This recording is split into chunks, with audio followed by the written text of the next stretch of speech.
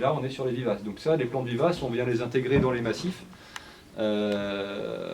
avec les annuels souvent, et un peu aussi avec les bisannuels justement.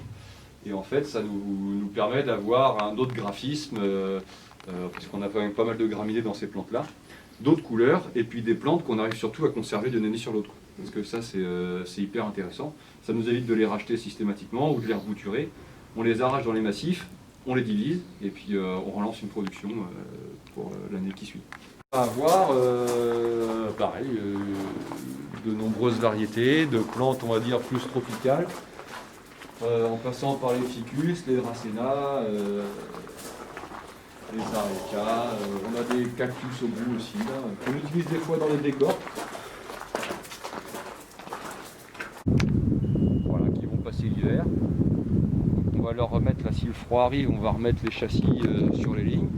Puis, ça gèle à -5 en ayant de l'eau dans le cœur.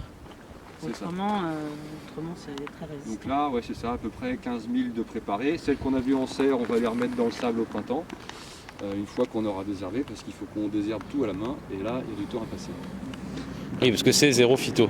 Oui, là, au niveau de la serre, on est en zéro phyto. Pour tout ce qui est lutte contre les insectes, on essaye de travailler en PBI, donc en protection biologique intégrée, avec des petites bêtes en fait. On va utiliser des larves de coccinelles qui vont venir bouffer les pucerons, des larves de chrysopes qui vont manger les cochenilles, etc. Fin mai. Donc on les nettoie tous comme ça. Hop, on enlève les petits quand il y en a, des fleurs quand il y en a, et après en fait notre plante elle est comme ça. Et on vient juste la poser après sur notre mosaïculture et elle reprend à racine.